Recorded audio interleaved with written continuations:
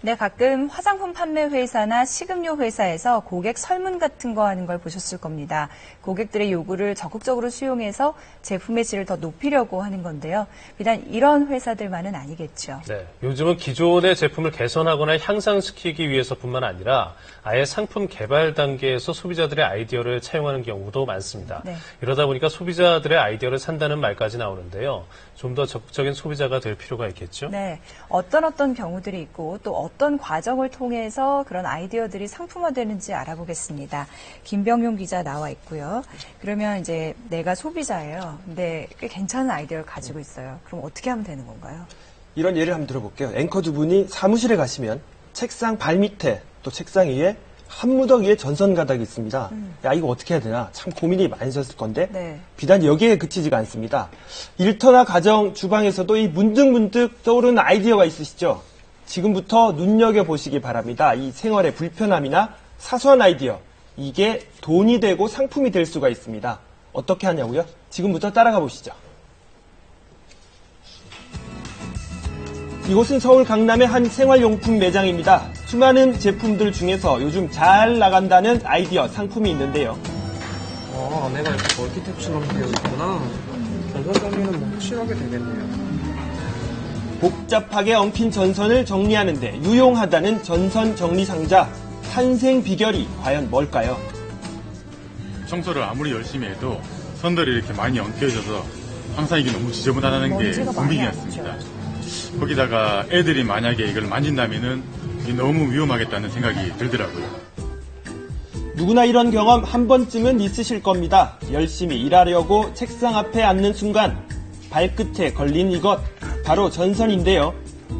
그냥 두기엔 자꾸만 신경이 쓰여 돌돌 감아보기도 하고 끈으로 묶어보기도 하지만 제대로 정리하기가 여간 어렵지 않습니다. 꼬이고 엉킨 전선이 늘 신경 쓰였던 이명욱 씨. 고민하던 끝에 전선 정리를 하면서 멀티탭 기능까지 있는 상자를 고안하게 됐는데요. 생활의 불편함이 아이디어로 여기서 아이디어 플랫폼 회사에 문을 두드리게 됐고 마침내 탄생하게 된 것이 바로 이 전선 정리 상자입니다. 딱 보는 순간 바로 상상만으로만 이거구나. 생각했던 제품이 실제로 나왔다는 것을 보고 너무 이렇게 기뻤고 행복했습니다. 저분은 아이디어만 플랫폼이 주신 거죠. 완비된 업체와 같이 이제 작업을 하다 보니까 이게 쉽게 풀어지기도 하고 제가 미처 생각지 못했던 부분들도 이분들의 아이디어를 통해서 많이 이렇게 접목이 돼 감에 따라서 조금 더 완성도 있는 제품이 나오게 됐다고 생각을 합니다.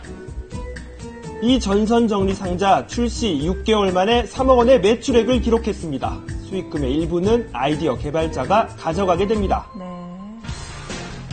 이렇게 소비자의 아이디어가 돈이 되는 요즘 아이디어를 제안하면 제품으로 실현할 수 있게 해주고 판매까지 도와주는 이른바 아이디어 플랫폼 회사도 등장했습니다. 현재까지 이제 뭐 하루에 한 이제 10여 개 정도 계속 지금 이제 제안이 들어오고 있고요. 그 가운데 이제 상품화 되었거나 이제 시장에 지금 이제 진출된 것들은 지금 한 15개 정도 지금 되고 있습니다.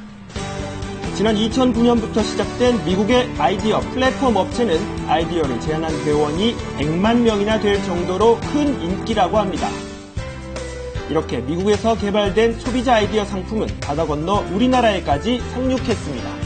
대부분 생활 속 작은 불편이나 고민을 덜어주는 데 유용한 도구들입니다. 주부들이라면 공감하실 텐데요. 달걀 노른자 분리하기 쉽지 않으시죠? 하지만 이 노른자 분리기 보시는 것처럼 뚝딱 노른자를 분리해냅니다. 모양도 참 예쁘네요, 디자인이. 레몬에 직접 꽂아 곧바로 즙을 낼 수 있는 이 분무기도 주방에서 사랑받을 만한 제품일 것 같은데요. 손잡이 안에 유리 세정제를 넣고 곧바로 뿌리고 닦으면 되는 도구도 있습니다. 세제 챙기고 걸레 찾고 물기 제거기 챙기는 세 가지 수고를 한 방에 해결합니다.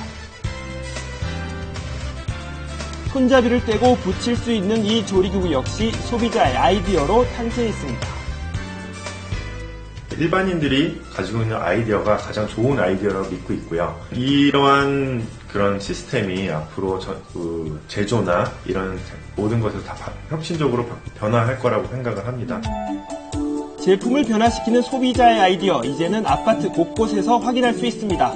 최근 몇 년 새 건설업계에서 불기 시작한 트렌드가 있는데요.